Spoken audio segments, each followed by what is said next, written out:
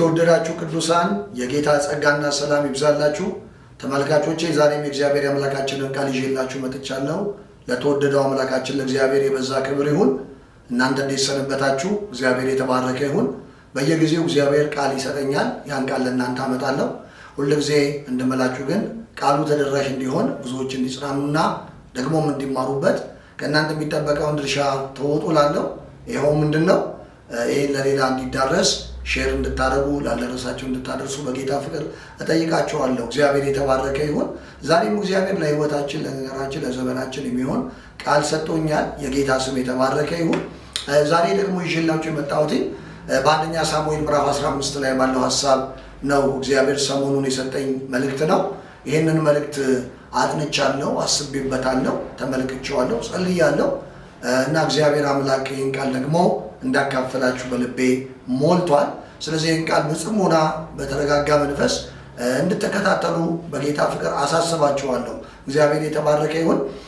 እንደሚታወቀው በአንደኛ ሳሙኤል ምዕራፍ 15 ላይ እግዚአብሔራዊ አገዛዝ፣ እግዚአብሔራዊ አስተዳደር በቃን ብለው በምትኩ ንጉሥ የፈለጉበት ጊዜ ነው። በምትኩ ደግሞ ንጉሥ ብቻ ሳይሆን የእግዚአብሔርን አስተዳደር በማናቃቸው ምክንያት በአንደኛ ሳሙኤል ምዕራፍ 8 ላይ ሳሙኤል ሂዶ ለእግዚአብሔር ነገረው እና እንደዚህ ብለውኛል ምን ላድርግ ሲለው እግዚአብሔር እንደዚህ ያለ አይ እንዳልነግስባቸው የጠሉት እኔን እንጂ አንተን አይደለም፣ ስለዚህ እንዳሉት አድርግላቸዋል። እንዳሉት አደረገላቸው። እንግዲህ የጥያቄያቸው ድምር ውጤት ያመጣው ፍሬ በቀጣዩ ደቂቃዎች አነሳቸዋለሁ ማለት ነው። በአጠቃላይ ሳውል ወደ ስልጣን ወደ መሪነት የመጣበት መጀመሪያ የእስራኤል አገዛዝ የተጀመረበት መጽሐፍ እንደሆነ በዚህ አጋጣሚ ልነግራችሁ እፈልጋለሁ። ታቦቱ ከተማረከ በኋላ ነገሮች መልካቸውን ከቀየሩ በኋላ የሆነ ነገር ነው እንደምታውቁት። ክብር ለእግዚአብሔር ይሁን እና ምንድን ነው የመልእክቴ ሀሳብ? እግዚአብሔር አማሌቅን አጥፉ ብሎ ነው የነገራቸው። ስለዚህ እንደዚህ በሚል ርዕስ ነው የምናገረው። እኔ ለእግዚአብሔር ክብር ያልሆነውን ነገር ከህይወታችን ከነገራችን እናጥፋ። በአጠቃላይ ለእግዚአብሔር ክብር ያልሆነውን ነገር አጥፉ የሚል ነው የምናገረው። እግዚአብሔርን የማይወክል የእግዚአብሔርን ክብር የማይገልጥ ለእግዚአብሔር ክብር መገለጥ እንቅፋት የሆኑ ነገሮችን ከህይወታችን፣ ከአገልግሎታችን፣ ከዘመናችን፣ ከትውልዳችን፣ ከቤታችን፣ ከዘራችን ብሎም ደግሞ ስንወጣ ከሀገራችን፣ ከምድራችን ለእግዚአብሔር ክብርና ለእግዚአብሔር ሞገስ፣ ለእግዚአብሔር ክብርና ለእግዚአብሔር ጠረን የማይመቹ ማንኛውም ነገሮች ኢየሱስ ክርስቶስን የማይወክሉ የትኛውም ነገሮች እንዲጠፉና እንዲወገዱ እግዚአብሔር ፈቅዷል። ክብር ለኢየሱስ ይሁን። የእግዚአብሔር ቃል ሲናገር ቁጥር 1 ላይ በአንደኛ ሳሙኤል ላይ ሲናገር ሳሙኤልም ሳኦልን አለው በሕዝቤ በእስራኤል ላይ ንጉሥ እንድትሆን እቀባ ዘንድ እግዚአብሔር ቀብት ልኮኛል፣ ወደ አንተ ተልኬያለሁ። አሁንም የእግዚአብሔርን ድምፅ ስማ፣ በዚህ ሕዝብ ላይ ቀብቻለሁ አለው እና ቀጥሎ ቁጥር 2 እና ቁጥር 3 ላይ በጣም መሰረታዊ ነገር ሳሙኤል ለሳኦል ይነግረዋል።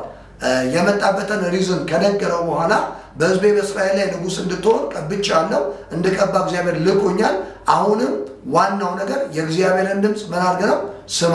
እግዚአብሔር ጆሮአችንን ይክፈት። የእግዚአብሔርን ድምፅ ስማ ካለ በኋላ አማሌቅ እስራኤል ከግብፅ በወጣ ጊዜ እየተቃወመ ያደረገበትን በመንገድ ላይ የተገዳደረውን ያስቀረውን ወደ ተስፋ ሀገር በሚሄድበት ጊዜ ወደ ኪዳኑ እንዳይገባ ሕዝቤን የተገዳደረውን አማሌቅን አንደኛ ምን ታደርግልኛለህ? ታጠፋልኛለህ። ሁለተኛ ትመታልኛለህ። እግዚአብሔር 3 ትልልቅ ፐርፐዝ ነው የሰጠው። አንደኛ አጥፋ፣ ሁለተኛ መታ፣ ሶስተኛ አትራራላቸው የሚል እግዚአብሔር ይህን 3 ነገር ነገረው። እንዳይራራ ነግሮታል፣ እንዲመታ ነግሮታል፣ እንዲያጠፋ ነግሮታል። ክብር ለኢየሱስ ይሁን። በዚህ እንግዲህ አግሪመንት ነው በእግዚአብሔርና በሳኦል መካከል አግሪመንት አለ፣ ተልእኮ አለ፣ እግዚአብሔር የሰጠው ሚሽን አለ እና ሚሽኑን ለመፈጸም እና ሚሽኑን ለመጨረስ ነው ሳኦል ወደ ንግስና የመጣው እና ሳኦል ወደ ንግስና ከመጣ ግን በኋላ ይሄንን ነገር ማስቀጠል ሲገባው ከሐሳቡ ሲወጣ ታያላችሁ፣ ሲያፈነግጥ ታያላችሁ። ከተነገረው መልእክት ይልቅ ያልተነገረውን መንገድ ሲመርጥ ትመለከታላችሁ። እግዚአብሔር ከሰጠው ፐርፐዝ ይልቅ የራሱን አቴንሽን ሲያስቀድም ታያላችሁ። የራሱን ኢንተረስት ሲያስቀድም ታያላችሁ። የራሱን ፍላጎት ሲጭን ታያላችሁ። ምክንያቱም እግዚአብሔር የፈለገበት ዓላማ አለው። እግዚአብሔር በዓላማ ነው ያስቀመጠው። እግዚአብሔር ቦታ የሰጠው፣ ወንበር የሰጠው፣ እግዚአብሔር ጊዜ የሰጠው፣ እግዚአብሔር ስልጣን የሰጠው፣ እግዚአብሔር ሁኔታዎችን ያመቻቸለት ይሄንንና ይሄንን ብቻ እንዲያደርግ ነው። ስለዚህ ከተሰጠው መስመር መውጣት የለበትም። እግዚአብሔር ጎል ሰጥቶታል። ይሄንን ጎል መፈጸም አለበት። ጎሉን የሰጠው እግዚአብሔር ነው። ስልጣኑን የሰጠው እግዚአብሔር ነው። ስለዚህ ምንድነው ማለት ነው? ሳኦል የእግዚአብሔር ጉዳይ አስፈጻሚ ነው ማለት ነው። ክብር ለእግዚአብሔር ይሁን። ጉዳይ ለማስፈጸም ውክልና ይሰጣል። እንደምታውቁት ይሄ ውክልና ባለቤት ሳትሆኑ ግን እንደ ባለቤት አክት እንድታደርጉ ነው የሚረዳችሁ። በኢትዮጵያ ሕግ በዓለም ሕግ በየትኛውም ብትሄዱ ውክልና አንድ ወገን ለሌላ ወገን በሚሰጥበት ጊዜ ሙሉ ውክልናና ከፊል ውክልና ይባላል እና እንደ ውክልና ሰጪው ባለቤት ማንነት ግን ይወሰናል። አንዳንዶች በጣም የሚያምኑትና የሚያቀርቡት የሚወዱት ሰው ከሆነ ነገራቸውን እርግጠኛ ሲሆኑበት ለዚያ ሰው ሙሉ ውክልና ይሰጡታል። እንደኔ ሆኖ እንዲያንቀሳቅስ እንደዚህና እንደዚያ እንዲያደርግ። አንዳንዱን ደግሞ በዲስታንስ የሚሰጥ ውክልና አለ። ጥቂት ነገር ወይ በከፊል ለአንዳንድ ጉዳይ እንደማለት ነው። ዞሮ ዞሮ ምንድነው ከዚህ ቃል የምንረዳው? ውክልና የሚሰጠው ሰው እንደ ባለቤት ሆኖ አክት ሊያደርግ ይችላል እንጂ ባለቤት ግን መሆን አይችልም ማለት ነው። ሳኦል የመጣው እዚህ ጋር እግዚአብሔር ነው ያመጣው እና የተቀመጠው እግዚአብሔር የልቡን ትርታ ለሳኦል ሰጥቶታል። ምንድነው የእግዚአብሔር የልብ ትርታ? እግዚአብሔር እንደዚህ ብሎታል። አሁን ማስቀመጥ የምሰጠው ውክልና ለአንተ የምሰጠው ውክልና 3 ነው። አንደኛ የመጀመሪያው የኔን ድምፅ ስማ። ክብር ለእግዚአብሔር ይሁን። ድምፄ ስትሰማ እኔ ምንን ስታደርግ ነገር ይሳካል። ስለዚህ ቀጣዩን ነገር ለመስራት ቀጣዩን ነገር ለመፈጸም መስማት ያለብህ ስጋህን አይደለም፣ ኢንተረስትህን አይደለም፣ ፍላጎትህን አይደለም፣ የአይንህን አምሮት አይደለም፣ የጆሮውን ፍቃድ አይደለም፣ የውስጥን ምኞት አይደለም። መስማትን ማድረግም ያለብህ የኔን ድምፅ ነው ብሎ እግዚአብሔር ፐርፐዝሊ አጀንዳ ሰጥቶት ቤዚክ የሆነ እግዚአብሔር መረጃ መነሻ ሰጥቶታል። ክብር ለእግዚአብሔር ይሁን እና ባክግራውንድ ሰጥቶታል። ግራውንድ አለው ማለት ግራውንድ አለውና ለመነሻ የሚሆን ግራውንድ እግዚአብሔር ሰጥቶታል። ምንድነው የሰጠው ነገር? አሁን እግዚአብሔር ቀጥሎ 2 ነገር ነው። ምን አለው እግዚአብሔር? አንደኛ ነው ሄደ አማሌቅን ታጠፋልኛለህ። ክብር ለኢየሱስ ይሁን። አማሌቅን ለማጥፋት እግዚአብሔር ውክልና ሰጥቶታል። ሁለተኛ ትመታቸዋለህ። ለምንድን ነው እንደዚህ የሚለው እግዚአብሔር? እግዚአብሔር የሕዝቡን ጠላት ይበቀላል። ክብር ለኢየሱስ ይሁን። ዛሬ ወገኖቼ እግዚአብሔር ስለ እናንተ የሚበቀል አምላክ ነው። እናንተን እድሜያችሁን የበላ ዘመናችሁን የበላ ምናልባት 10 ዓመት ከዛ በፊት ይሆናል መድረስ ወደሚገባችሁ ወደ ዴስቲናችሁ እንዳደርሱ ማለት ነው በረከታችሁን የያዘ ነገራችሁን አንቆ ይዞ የነበረ የጊዜ ጉዳይ እንጂ እግዚአብሔር ሲመጣ ቀን ቀጥሮ ይበቀላችኋል። ቀን ቆጥሮ የሚበቀል አምላክ ነው ስሙ ይባላል። ስለዚህ አሁን እግዚአብሔር ምንድነው የሰጠው ፐርፐስ? ህዝቤ ከእስራኤል በወጣ ጊዜ ከግብፅ በወጣ ጊዜ መንገድ ላይ አማሌቅ አስቆሞታል። አማሌቅ እንደምታውቁት የኪዳን ህዝብ ጠላት ነው። አማሌቅ እንደምታውቁት ለእግዚአብሔር ህዝብ ቀንደኛና ዋነኛ እንቅፋት ነው። አማሌቅ መንገድ ዘጊ ነው። አማሌቅ ማለት አሸማቂ ነው። ታውቃላችሁ ሃማ አማሌቅ ነበር። አማሌቅ ነው ሃማ እና አጥፊ ነው። የአይሁድ ጠላት ነው አማሌቅ። ይሄ የአይሁድ ጠላት ዘሩን ነው የሚቃወሙ። የአይሁድን ዘር ነው የሚቃወሙ። አይሁድ እንዳይቀጥል፣ አይሁድ እንዳይበዛ፣ ገዢ እንዳይሆን ነው። ተመልከቱ ወገኖቼ። ስለዚህ ምንድነው እግዚአብሔር አምላክ ያለው? መጣና ይህንን የህዝቤን ቀንደኛ ጠላት ትመታልኛለህ አለው። ክብር ለጌታ ለኢየሱስ ይሁን። ሁለተኛ እግዚአብሔር ምንድነው ያለው? በጣም የሚገርመው ነገር እንዳትመራቸው ብሎታል። እና እነዚህ ነገሮች እንግዲህ ለማስፈጸም ነው ሳኦል ወደ ቦታው የመጣው። የሚገርማችሁ ግን እግዚአብሔር የሰጠውን አጀንዳ ልክ ቁጥር 4 በኋላ ላይ ይህንን አጀንዳ ሳኦል ሲሰርዘው ታያላችሁ። እና ሳኦል ይህን ነገር ሰረዘው። እንደውም የእግዚአብሔር ቃል ሲናገር አማሌቅን አጥፋ፣ ሃጋግን ደግሞ ግደለው፣ ሴቱንና ወንዱን በስለታም ሰይፍ ምን አድርግልኝ አጥፋ። ወዳጆች እግዚአብሔር አጥፋ ያላችሁን ስታጠፉ ነው እግዚአብሔር በእናንተ ደስ የሚለው።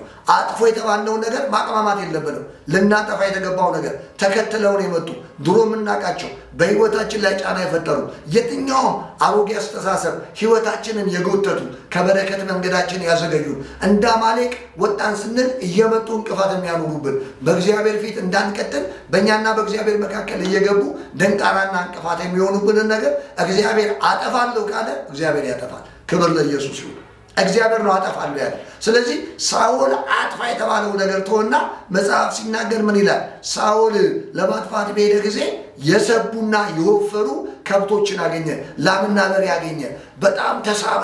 ሳኦል አጥፋ ከተባለ ይልቅ ማልማት ጀመረ። ወዳጆቼ እግዚአብሔር አንዳንድ ጊዜ የሰጠንን ሐሳብ የሰጠንን አሳይመንት እግዚአብሔር የሰጠንን ተልእኮ የማንፈጽም ከሆነ እኛ ከእግዚአብሔር ይልቅ ወዳጆቼ ወይ ልንራራ አንችልም። ነገር ግን ያንን የማናደርግ ከሆነ እግዚአብሔር ከተልእኮ ያወጣናል። እግዚአብሔር ከሰጠን ኃላፊነት ያነሳናል። እግዚአብሔር ከሰጠን ነገር ሊያስወግደን ይችላል። ለምን? አጥፎ ያለውን ነገር ካላጠፋን እግዚአብሔር የሰጠን ተልእኮ የማንፈጽም ከሆነ ከባድ ነው። ስለዚህ መጽሐፍ ሲናገር ሌላ ሳኦል ሄደ። ክብር ለኢየሱስ ይሁን። ሳኦል ሄደና በተመለከተ ጊዜ የሰባ ነገር አገኘ። የወፈረ ነገር፣ ላይን የሚያማልል ነገር፣ ከእግዚአብሔር አጀንዳ የሚያስት ነገር አገኘ እና እንደዛ ነገሮች ስብስብ አደረገና ይዞ መጣ። አጋገንም ግደል ተብሏል። ሁሉንም ይዞ መጣ። መጽሐፍ ሲናገር የማይጠቅመውን አስወገደና የሚጠቅመውን በሱ በስጋ ካልኩሌሽን የአእምሮ ድምር ውጤት አሰበና ለቤተ መቅደስ ይጠቅማል አለ። ውሸቱን ማለት ነው። ለቤተ መቅደስ አይጠቅምም። አጥፋ ያለው አንዳንድ ሰዎች ሲዋሹ ውሸታቸውን በመንፈሳዊ ነገር ለማካለል ይሞክራሉ። እግዚአብሔር አጥፊ ያለሽን ነገር አጥፊ፣ ምንም አይነት ማብራሪያ የሌለው ነገር ነው። እግዚአብሔር አጥፋ ሲል ሀና ለብለህ የምትዘምረው ነገር የለም። እግዚአብሔር አጥፋ ሲል ኤና ቢያርገ የምትደምረው ነገር የለም። አጥፋ ማለት በየትኛውም አማርኛ አጥፋ ነው። ክብር ለኢየሱስ ይሁን እና ይዞ መጣ። ከዛ እግዚአብሔር ተቆጣ። ይኸውላችሁ የሳኦል ውድቀት የጀመረው ገና ከመቀባቱ፣ የአንዳንዶቹ ውድቀት የሚጀምረው ገና ከጠዋቱ፣ የአንዳንዶች ውድቀት የሚጀምረው ስለዚህ ገና ከመቀባቱ ነው ችግር የመጣው። ገና ከመቀባቱ ነው። ረጅም መሄድ አልቻለም። ርቆ መሄድ አልቻለም። 2 ዓመት ብቻ ነው በዚህ ኪዳን የቀጠለው ሳኦል። 2 ዓመት ብቻ ነው ከእግዚአብሔር ጋር አግሪመንቱ የጸናው። ከዛ በኋላ እግዚአብሔር አዘነ። እንደምታውቁት ቅዱሳን እግዚአብሔር አምላክ ሳሙኤልን ላከው። ሂድና ያ የቀባሁትን ሰው አስቀምጨው የነበረውን ሰው አማሌቅን አጥፋ፣ የእስራኤልን ጠላት ከምድር አጥፋ ብዬ የነበረው ሰው ሂዶ ለምርኮ ሳስቶ እንደዚህና እንደዚያ አድርጓል፣ ሂድና ንገረው አለው እና ሳሙኤል መጣ እና ሳሙኤል በመጣ ጊዜ ጠየቀው። በጣም የሚገርመው ነገር ሳሙኤልን ግን ሊያጭበረበር አሰበ።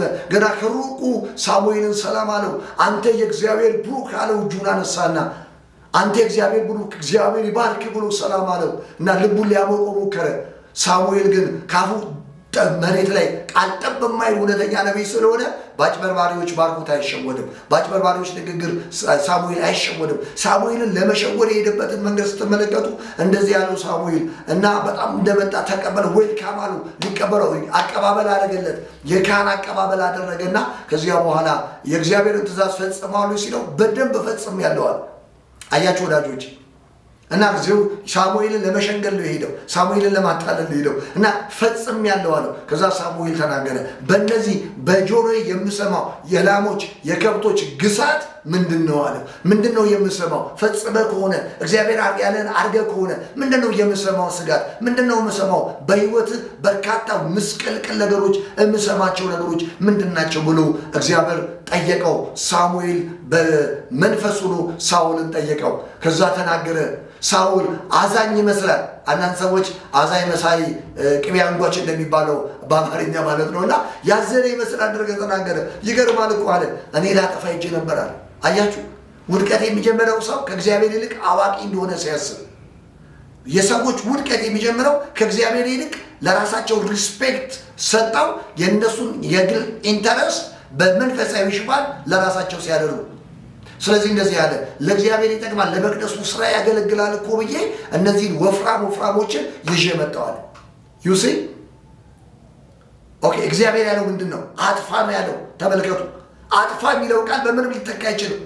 ከዛ ሳሙኤል ነገረው። በጣም ይገርማል አለው። ለምርኮ ሳስተሃል፣ እግዚአብሔር ያለህን ነገር አላደረግም። በህይወትህ ከዚህ በኋላ ክንውንና ስኬት አያገኝህም።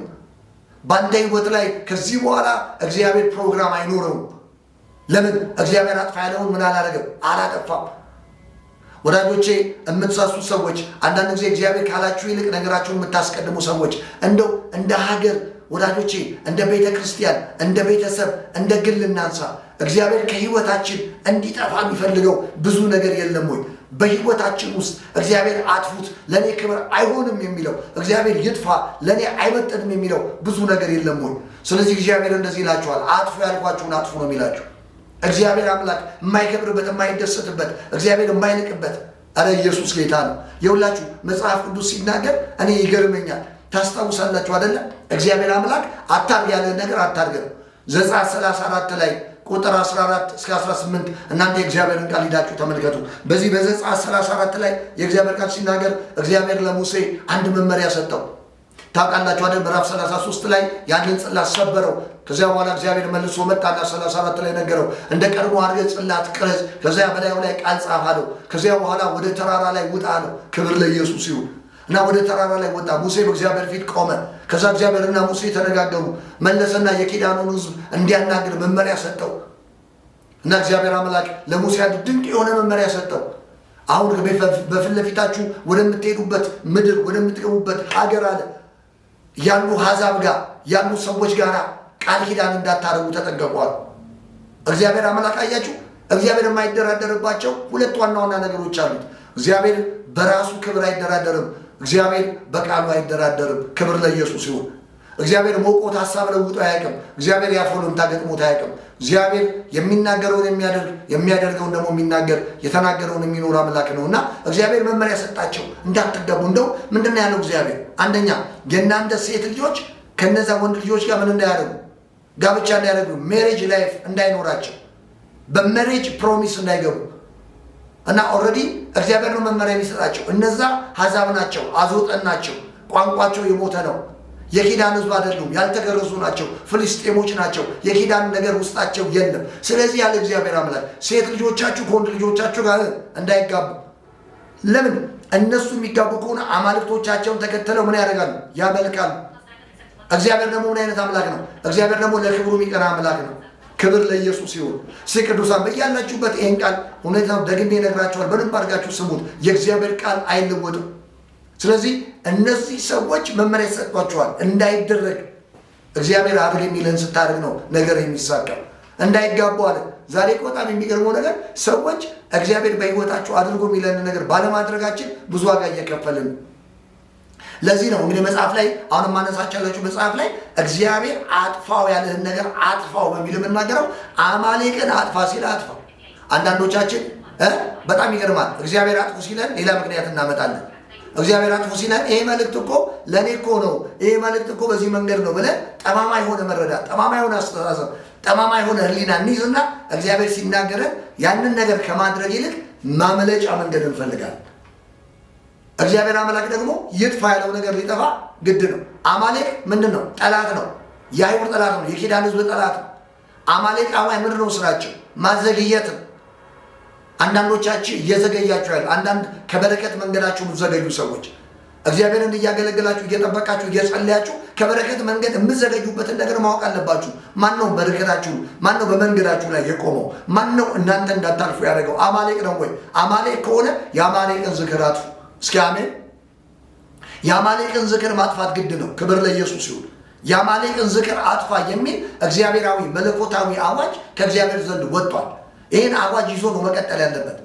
ወዳጆቼ አውቀንም ሳናውቅም በውርስ የተላለፈ በከርስ የመጣ ታውቃላችሁ፣ ኃጢአት እንደሚተላለፍ ከርስም ይተላለፋል፣ የትውልድ መርገም ይተላለፋል።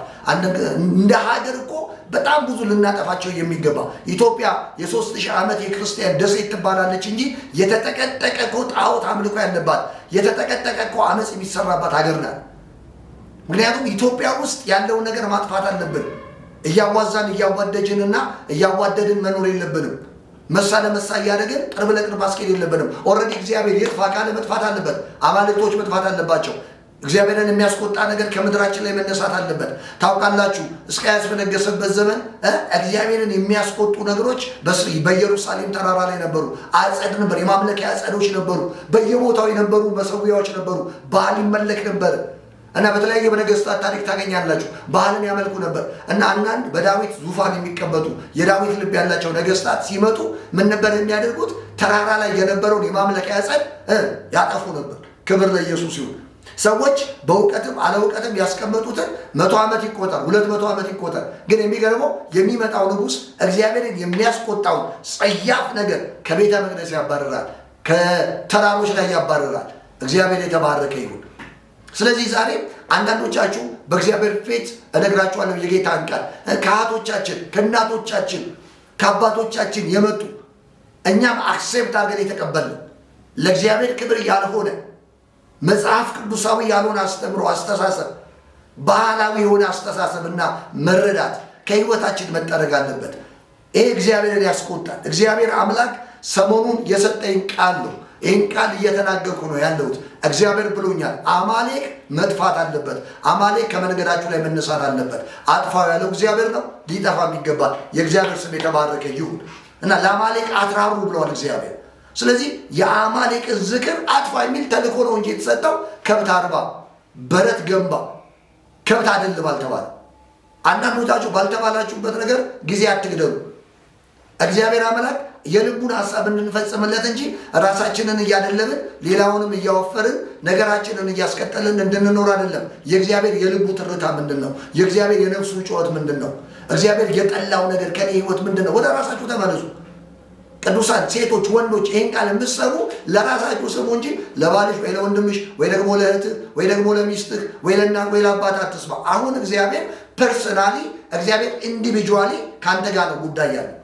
እግዚአብሔር አምላክ ፐርሰናል ነው። ሜሴጆች የሚመጡት ፐርሰናል ነው። ኢየሱስ ጌታ፣ ክብር ለእግዚአብሔር ይሁን። እግዚአብሔር አጥፋ ያለ ነገር፣ ለእኔ ክብር አይሆንም ያለ ነገር፣ መሰዊያን ያረከሰ ያጠፋ ነገር፣ ለእግዚአብሔር ክብር ያልሆነ ነገር ከህይወታችሁ እንዲጠፋ እግዚአብሔር ይፈልጋል። አማሌቅ ምንድን ነው? መንገድ ዘጊ ነው። አማሌቅ ምንድን ነው? አዘግይ ነው። ስለዚህ በሚያዘገይ በረከት፣ በሚዘገይ ነገር ተይዛችሁ በረከታችሁ የዘገየባችሁ ሰዎች ይህንን መልእክት ነው የምናገረው። እግዚአብሔር ብሏል፣ ይጥፋ ያለውን ነገር ከህይወታችሁ አጥፉ። እግዚአብሔር የተባረከ ይሁን። ለዚህ ነው ቅድም በነገርኳችሁ ሙሴን እግዚአብሔር ምን አለው? ሴት ልጆቻችሁ አለው ከነዚህ ጣዖት አምላኪዎች ወንድ ልጆች ጋር ምን እንዳያጋቡ፣ ቃል ኪዳን እንዳያጋቡ። ፔሬድ። ይህንን ልታዘምነው መንፈሳዊ መልክ አለባብሰሽ መንፈሳዊ ለማድረግ ብታጠጋጊው የምትቀልጂው ባንቺ ህይወት ላይ እግዚአብሔር ጨለማ እኮ ከብርሃን ጋር ህብረት የለውም ማለት እኮ መጽሐፉ።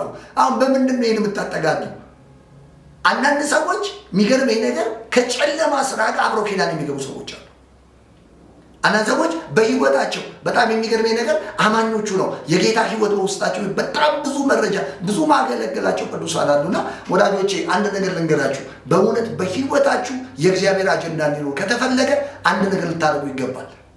እናንተ ክርስቶስ በህይወታችሁ የሰጣችሁን ኪዳን ወጥመድ እንዳይሆንብህ የሚል ቃል አለ።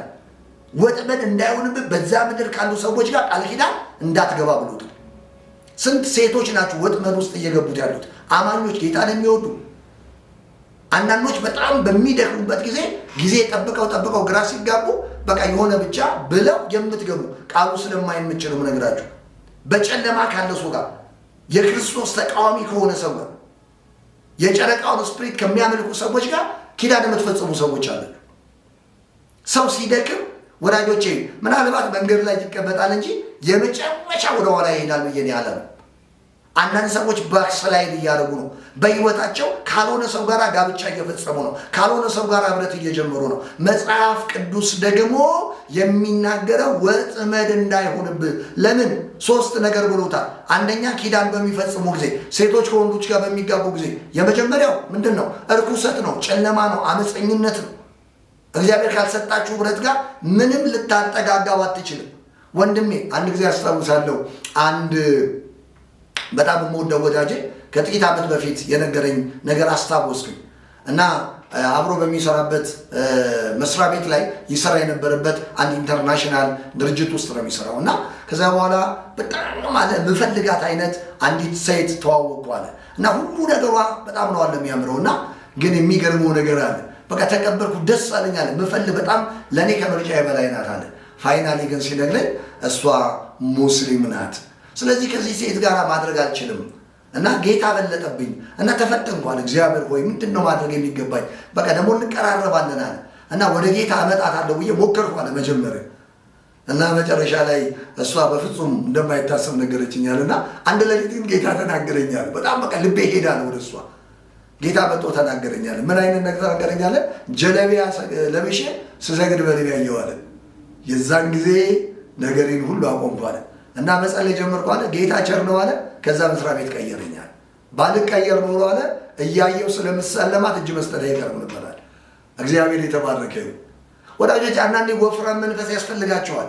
ጠላት ካልሆነ ህይወት ጋር ሊያጣብቃችሁ፣ ጠላት ባልሆነ ላይፍ ሊከታችሁ፣ ሰዎች ከብርሃን ይልቅ ወደ ጨለማ እየሄዱ ባሉበት ጊዜ፣ ሰዎች ከብርሃን ይልቅ የጨለማን ዋጋ ከፍ በሚያደርጉበት ጊዜ አንዳንድ ቅዱሳኖች በተለይ አንዳንድ አማኝ ማለት የሚቸገራቸው ሰዎች በህይወታቸው ድሮ ታስታውሳላችሁ አይደል? የገጠር ኩራዝ የሚባል ነበር እና ሊጠፋ ሲል ትዝ ይለኛል ልጆኝና አንዴ ይዘውኝ ሄደዋል ቤተሰብ እና ጭል ትላለች ልትጠፋ ስትል። የአንዳንድ አማኞች ህይወት ጭል የሚል አማኞች አሉ እና ጭል ለምትሉ ሰዎች ይሄ ቃል ለእናንተ ምናልባት መመለሻ ቢሆን እግዚአብሔር አምላክ ወፍራም መንፈስ ቢሰጣችሁ በክርስቶስ ባገኛችሁ ደህንነት ባትደራደሩ እግዚአብሔር ያላችሁን ቃል እንደወረደ ብትቀበሉ ቃሉን ባሰነጥቁ ቃሉን ባታብራሩ ይሄ ቃል እንደዚህ ስለሆነ ነው ባትሉ ለምን መጽሐፉ ላይ የተቀመጠው ቃል ያለ ቦታ ኦልሬዲ ለሙሴ ምን አለው? በዛ ምድር ከሚኖሩ ሰዎች ጋር ቃል ኪዳን አታድርግ። አንድ ሁለተኛ ሴት ልጆች ለወንድ ልጆቻቸው አትዳር። ሁለት ሶስተኛ ወጥመድ እንዳይሆኑ እግዚአብሔር አምላክ ወጥመድ ታውቃላችሁ ከያዘ አይለቅም አይደል? አንዳንዶች ተይዘው አሁንም ያልተለቀቁ ሰዎች አሉ። ተነድፈው ያሉ እባቡ የነደፋቸው ከባቡ መርዝ መዳን ያልቻሉ ሰበብ እየፈለጉ በህይወታቸው ላይ ጫና ከማድረግ የእግዚአብሔርን ክብር ከማስጠጋት ይልቅ ሰበብ እየፈለጉ ለራሳቸው ጉድጓድና መንገድ የሚያዘጋጁ ሰዎች አሉ። ማምለጫ መጽሐፍ ቅዱስ ግን አይከለስም፣ አይበረዝም። አንቺ ዘመናዊ ልትሆኚ ትችላለሽ፣ አንተ ዘመናዊ ነኝ ብለህ ልታስብ ትችላለህ። ሲጀምር ዘመናዊነት የለም፣ ሁሉ ከንቱ የከንቱ አሮጌ ነው ስለሚል ምናልባት ፋናቲክ እንደሆናችሁ የሚሰማችሁ ዘመናዊነት ለክፉ የሚያጠቃችሁ ሰዎች ይሄ ቃል ለእናንተ ወዳጆቼ ወይ ትልቅ ዲፕሮን ነው፣ ትልቅ ኪኒን ነው። ብትወጡት ይጠቅማቸዋል። ዘመናዊነት በመንፈሳዊነት ላይ አይሰለጥንም። መንፈሳዊነት ግን በዘመናዊነት ላይ ይሰለጥናል። መንፈሳዊነት ጉልበት ነው፣ ዘመናዊነት ግን ጥፋት ነው። የእግዚአብሔርን ቃል አመቻምቸን ተቀባብለን ቀያይጠን ለእኛ እንደሚመቸን አድርገን አንሰማውም። የእግዚአብሔር ቃል ፓወርፉል ነው። የእግዚአብሔር ቃል ኃይል አለው። ክብር ለኢየሱስ ይሁን። የእግዚአብሔር ቃል ወዳጆቼ ለህይወታችን እንደ ትልቅ እግዚአብሔር እንደሰጠን ብሌሲንግ በረከት የምንቆጥርበት በር ነው። የእግዚአብሔር ቃል ህይወታችን ላይ የሚሰራ እሱ ነው። ክብር ለኢየሱስ ይሁን። ስለዚህ እግዚአብሔር አጥፋ ያለህን ነገር አጥፋ። የመልእክቱ ርዕስ እሱ ነው። አጥፉልኝ ነው ያላችሁ። ብዙዎቻችን የእግዚአብሔር ክብር መገለጫ ያልሆነ ነገር ተሸክመናል። ብዙዎቻችን ራሳችን መፈተሽ አለብን። በህይወታችሁ እግዚአብሔር የሚጠላውን ነገር በህይወታችሁ እግዚአብሔር አክሴፕት የማያደርገውን ነገር አትቀበሉ፣ አጥፉት፣ አትውደዱት። ግድ የለም ቢመራችሁም ይሄ ቃል ይሰራል። ይሄ ቃል ህይወታችሁን ይለውጣል። በእግዚአብሔር ቤት ውስጥ ደባል ይዛችሁ የምትኖሩ ህይወታችሁ ላይ ደባል ያለ ለጌታ የምትኖሩ ለራሳችሁ የምትኖሩ አንዳንዴ ጥላችሁት የመጣችሁት የድሮ ዓለማዊነት እየተከተለ ህይወታችሁን አታክ የሚያደርግ ያረጀና ያፈጀ አስተሳሰብ እያመጣ ህይወታችሁን የሚጎዳ አሁን ቦታውን ልቀቅ በሉት። እኔ የኢየሱስ ነኝ በሉት። ቦታውን አስረከበ ውጣ በሉት። አሮጌው ነገር አልቀበልም በሉት። በህይወቴ እግዚአብሔር አለ በሉት። ለእግዚአብሔር ክብር ያልሆነ ለእኔ አይሆንም በሉ። ኢየሱስ ጌታ ነው። የእግዚአብሔር ስም የተባረከ ይሁን። ለዚህ ነው እንግዲህ ዛሬ መልእክት ይዤ ስመጣ ይህንን ነገር ነው እና የሳኦል ፍጻሜ ምን ሆነ? የሳኦል ፍጻሜ የሆነውን ተመልከቱ። ከዛ እግዚአብሔር መጣ። ሳኦል ምንድን ነበር ያደረገው? ልክ እንደነገሰ መንፈሳዊ ለመሆን ሞክሮ ነበር። ሳኦል መንፈሳዊ ቋንቋ ይናገር ነበረ። መንፈሳዊ አዋጅ አውጅ ነበረ። ጠንቋይ የሚባል በዚህ ምድር አይኖርም፣ በእስራኤል ምድር ላይ ጠንቋይ ይጥፋ አለ። የሚገርማችሁ ነገር እንደመጣ ልክ ንግስ ላይ እንደተቀመጠ ሞቅ ያለ ቃል ተናገረ። ሞቅ ያለ ነገር አደረገ። መጨረሻ ላይ ምንድን ነው የሆነው? ልክ ወደ ጥፋት ሲመጣ እግዚአብሔር ሲቶ እግዚአብሔር አምላክ ያለውን አግሪመንት ሲያቋርጥ የሳኦልና የእግዚአብሔር ሪሌሽንሽፕ ወዳጆቼ ወይ በሐዘን ከት ሲደረግ ሲቋረጥ ምንድን ነው የሆነው? ሳኦል የውድቀቱን ውድቀት ያፋጠነው አንድ ምዕራፍ ጀመረ። ድሮ ያባረራቸውን ጠንቋዮች ፍለጋ ሄደ። ዩሲ ተመልከቱ። ሰው ሲወድቅ ሰው መጥፋት ሲጀምር ጥሎት የመጣውን አሮጌ የወደቀ ነገር ፍለጋ ይሄዳል። ሰው መጥፋት ሲጀምር ሰው መውደቅ ሲጀምር ትናንትና ውርደት የነበረውን ነውር እንደ ክብር ዛሬ ያነሷል እና ሄደ። እግዚአብሔር ትቶኛል፣ ፍልስጤሞች መጣውብኛል፣ ምን ላድርግ? ተሸፋፍኖ ካባ አድርጎ ጋቢ ደርቦ አይኑን ጨፍኖ ሄደ። ከዚያ በኋላ ጠንቋይዋ ጋር ሄደና ጠንቋይዋ ተጠራች። ጠንቋይዋ ምን አለች? አላወቀች። የመጣ አንድ ወዳጆቼ ሆይ አንድ የሆነ የሞተ ሙትቻ እንደሆነ አላወቀችም። ምን አለች? አይ ሳኦል የሚባል አንድ ሰው አለች። ጠንቋይ አጥፍተዋል። አላወቀች። አዋጁን ያወጣው ሰውዬ ሞቶ እንደመጣ። ሰው በጌታ ካልሆነ ሰው የእግዚአብሔር አጀንዳ ከሌለው እኔ ሟች ነው ብዬ ነው የማምነው፣ የሞተ ነው። ስለዚህ ሳኦል መንፈሱ ሞቶ ነው ሄደው፣ ህይወቱ ሞቶ ነው ሄደው። ማለት ይንቀሳቀሳል እንጂ የሚገርማቸው ነገር መንፈሱ ሞቷል፣ ኪዳኑ ሞቷል፣ የእግዚአብሔር ድምፅ በውስጡ ሞቷል። ኦልሬዲ ሳኦል የሞተ ሰው ነው። ነገር ግን በስጋ ነው ሄደው። ከዛ ሳኦል ያጠፋናል ስትል ግድ የለሽም ሳኦል አያገኝሽም ማለት እግዚአብሔር ከዚህ ይጠብቃል። እና ሳኦል ጥሪልኝ አለ። ሳሙኤልን አስቀሰቀሰ። የሆነውን ነገር ታውቃላችሁ። ሳሙኤል ነገረው። አንተ ሰውዬ ለምን ትረብሸኛለህ አለው። ከዚህ በኋላ እግዚአብሔር ከአንተ ጋር አይቀጥልም አለ። ቁርጡን ነገረው። የዚህ ሁሉ ውጤት መነሻው አንተን ምክንያቱ አለው። የተነገረ ቃል ትዝ ይልሃል ያለው እግዚአብሔር አጥፋልኝ ያለህን አላጠፋህም አለው። አማሌቅን አላጠፋህም አለው። ለምርኮ ሳስተሃል አለው። ልብህ ተከፍሏል አለው። እንደውም አለው ከቦታለህ ሳኦል በቁመቱ ወደቀ ይላል እግዚአብሔር ቃል። ስለዚህ ወዳጆቼ ሰዎች በሕይወታቸው እግዚአብሔር አምላክን የማያስቀድሙ ከሆነ የእግዚአብሔር ክብር በሕይወታቸው የማይሰራ ከሆነ እግዚአብሔር አጥፉልኝ የሚላቸውን የማያጠፉ ከሆነ ምን እንደሚሆን ታውቃላችሁ? በሕይወታቸው ላይ ብዙ ስታግል ይመጣል። ድሮ ጥለውት የነበረውን ነገር ፍለጋ ይሄዳሉ። አንዳንድ ሰዎች ባልን በነበሩ ጊዜ በጨለማ እያሉ የሰሩትን ነገር ወደ ጌታ ሲመጡ ተቀይሮላቸው ሕይወታቸው መልካም ከሆነ በኋላ ያ የድሮ ነገር እየመጣ ሲስባቸው እንደ ጥሩ ነገር ያንን ያስባሉ። መጽሐፍ ቅዱስ ግን ምንድን ነው የሚለው? ወዳጆቼ ወይ በዳንበት ድነት መቀጠል፣ መብረታት፣ መቆም እንዳለብን ይናገራል። ሌላ አንድ ነገር ላንሳላችሁ። ሌላ የሳኦል ፍጻሜ ምንድን ነው የሆነው? የሳኦል ፍጻሜ አይሞቱ ሞት ነው የሞተው። የሳኦል ፍጻሜ ምንድን ነው የሆነው? የሳኦል ፍጻሜ ክፉ መንፈስ ነው ከእግዚአብሔር ዘንድ ተልኮ ያስጨነቀው። አያችሁ፣ በሕይወቱ የዚህ ሁሉ ድምር ውጤት ባለቤት እንዲሆን ያደረገው አንደኛ የእግዚአብሔርን ድምፅ ለይቶ አለመስማቱ፣ ሁለተኛ አማሌቅን ማጥፋት ሲችል ለምርኮ መሳሳቱ፣ ሶስተኛ እግዚአብሔር አትማር ያለውን በመማሩ ነው። ወዳጆቼ እኔ ሁሌ የምለው ነገር አለ። ማንም ደስ እንዲለው አንኖርም፣ ማንም እንዲከፋው አንናገርም።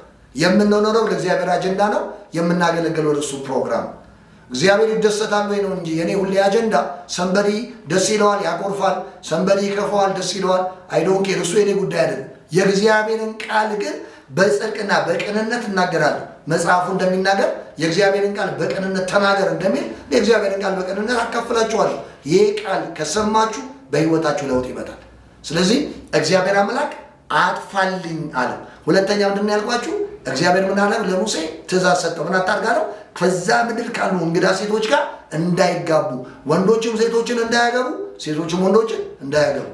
አንዳንዶች ጊዜ ሄዷል የምትሉ የጊዜ ጉዳይ ነው፣ እድሜ ያስፈሪ ነው፣ አደገኛ ሰዓት ላይ ነኝ የምትሉ ወዳጆቼ ይህን መልእክት ብትሰሙት በጣም ጥሩ ነው ብዬ አስባለሁ። ይኸውልሽ ገፋፍተው ያስገቡሽና በኋላ የገደሉ ኑሮ ብቻሽን ነው የምትኖሪው። እግዚአብሔር ያለበት ሕይወት ካልሆነ የብዙዎች ድምፅ በሕይወትሽ ላይ በሕይወት ላይ የሚያመጣው ነገር ያንተን መከራ ያራዝማል። ሰዎች አጨብጭበው ሰዎች ዘምረውም ሆነ ጨፍረው አንድ ቀን ሊድሩሽም ሊድሩህም ይችላሉ። ነገር ግን ከተወሰነ ጊዜ በኋላ የቤትህን ምሰሶ ሲነቃነቅ ሌሊት እየተነሳ ደግፈ የምትይዘው አንተ ብቻ ነው። ሲፈርስም በአንተ ላይ ነው የሚፈርሰው። ለዚህ ነው ሙሴ የኔ ካልሆኑ ሰዎች ጋር ቃል ኪዳን እንዳትገቡ፣ እንዳትዛመዱ፣ በጋብቻ እንዳትጣመሩ። ይህን ቃል መሻር ይቻላል? አይቻልም። አንዳንድ ልባቸው የጠነከረ መንፈሳቸው የደነዘዘ ሰዎች የእግዚአብሔርን ቃል በቅንነት ከመስማት ይልቅ ተርትረውና መንዝረው ሰንጥቀው ስለሚያዩት ለእነሱ ሕይወት አይሆንም፣ ፍርድ ይሆንባቸዋል። አንዳንድ ሰዎች ይላሉ፣ አይ እኔ እኮ ጌታን ይወዳል ብዬ አስባለሁ። በተለይ ሊሄዱ ያሰቡ አንዳንድ እህቶች ምን ይላሉ? አይ አይቃወምም፣ አይጠጣም፣ ጥሩ ነው፣ ምናልባት ወደ ቸርች አመጣዋለሁ ይላሉ። ይሄ ማለት የዘፈን ዳርዳሩ እስክሳ ነው አይደል የሚባለው? መጽሐፍ ቅዱስ እንደዛ ነው የሚናገረው። የማያምን ከማያምን ጋር ምን ህብረት አለው? ክርስቶስ ከእግዚአብሔር ጋር ምን ግንኙነት አለው? ጨለማ እስከ ብርሃን ጋር ምን አንድነት አለው? ፊኒሽድ። ይሄ ቃል ይሰራል። እናንተ የፈለጋችሁትን ህይወት የመኖር መብት አላችሁ፣ የሚከለክላችሁ የለም። ሰው የዘራውን ያንኑ ምን ያደርጋል? ያጭዳል። ስለዚህ የዘራችሁትን እንዳታጭዱ የምትሰሙኝ ከሆነ የእግዚአብሔርን ቃል ይህንን መልእክት ይዤ መጥቻለሁ። ኦልሞስት 15 ቀኔ ነው የጸለይኩበት ያለ ቃል ነው። እግዚአብሔር አምላክ ተናግሮኛል። እንደ አማሌቅ በህይወታችሁ ያለ እንዲጠፋ፣ ሁለተኛ እግዚአብሔር ያላችሁን እንድታደርጉ፣ የምትኖሩት ህይወት ክርስቶስን የሚያማክል እንዲሆንላችሁ፣ ካልሆነ ህዝብ ጋር ኪዳን እንዳትገቡ፣ ከጨለማ ወደ ባሰ ጨለማ እንዳትሄዱ፣ ብታጠጋጉትም የእግዚአብሔርን ቃል ማዘመን አትችሉ። ኦልሬዲ ዘምኖ ያለቀ ቃል ነው። ይሄ በእጄ ላይ ያለው መጽሐፍ ቅዱስ የሚሰራ ብቻ አይደለም፣ ለዘላለም የሚኖር የማይበረዝ ቃል ነው። ክብር ለኢየሱስ ይሁን። ለዚህ ነው መጽሐፍ ቅዱስ የእግዚአብሔር ቃል የሚሰራ ነው። ሁለትም አፍ ካለው ሰይፍ ይልቅ ምን ያደረገ ነው? የተሳለ ነው። ሲገባም ይቆርጣል፣ ሲወጣም ይቆርጣል። ይህን ቃል በቅንነት የምትሰሙኝ ቅዱሳን እየሰማችሁ ለሌላው እንዲዳረስ ሼር እያደረጋችሁ ሰብስክራይብ እያደረጋችሁ ይሄን መልእክት ዘመን የማይሽረው መልእክት ነው የምነግራችሁ። እግዚአብሔር ከምድራችን ላይ ማጥፋት የፈለገው በጣም ብዙ ነገር አለ። ብዙ ዕዳ አለ፣ ብዙ ደም አለ፣ ብዙ ጥላቻ አለ፣ ብዙ ቁርሾ አለ ምድራችን ላይ። እግዚአብሔር ይህን ማጥፋት ይፈልጋል። ምድራችን ደም ጠግባለች። ወንድሙን በመግደል የተሞላ ምድር ነው። ደም የጠገበ ምድር ነው። ስለዚህ እንደ ሀገር ራሱ እግዚአብሔር ከኢትዮጵያ ምድር ላይ ማጥፋት የሚፈልገው ነገር አለ። ጥላቻን፣ ቂም በቀልን፣ እግዚአብሔር ቁጣን እግዚአብሔር ማጥፋት ይፈልጋል። ጦርነትን ማጥፋት ይፈልጋል። ክብር ለእግዚአብሔር ይሁን። ወደ ቤተ ክርስቲያን ስትመጡ እግዚአብሔር ጥላቻን ማጥፋት ይፈልጋል። የእግዚአብሔር ክብር መገለጥ ሲገባው መድረኩ በአመፅ ተሞልቷል። የእግዚአብሔር ሕዝብ በነፃነት መንቀሳቀስ አልቻለም። ወዳጆቼ ወይ ብዙ አሸንክታቦች በእግዚአብሔር ቤት ውስጥ አሉ። ሰዎች እንደፈለጋቸው ይኖራሉ። እግዚአብሔር አምላክ ይህንን ከቤቱ ላይ ማጥፋት ይፈልጋል። ወደ ግል ህይወት ስትመጡ በእያንዳንዱ ሰው ህይወት ላይ እግዚአብሔርን የማያከብር ማንነት አለ። ሰው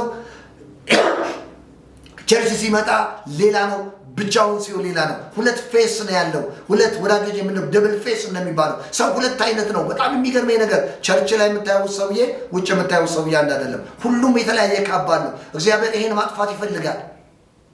እነዚህ ህይወታችን ላይ ምስቅልቅል ያመጡ፣ የጸሎት ህይወታችንን ያበላሹ፣ አቅጣጫዎችን ያሻፈፉ፣ የሰዎችን መረዳት ያጨለሙ ብዙ እንደ አማልቅ የሆነ የኪዳን ህዝብ ጠላት የሆነ በውስጣችሁ ያለው ክርስቶስ እንዳይገለጥ ነው። ሌላው የአማልቅ ትልቁ ስራ የተቀበላችሁት እውነት እንዳይፈነጥቅ፣ እንዳይወጣ፣ እንዳያብብ። በእናንተ ውስጥ አዲሱ ሰው አለ። ክብር ለኢየሱስ ይሁን።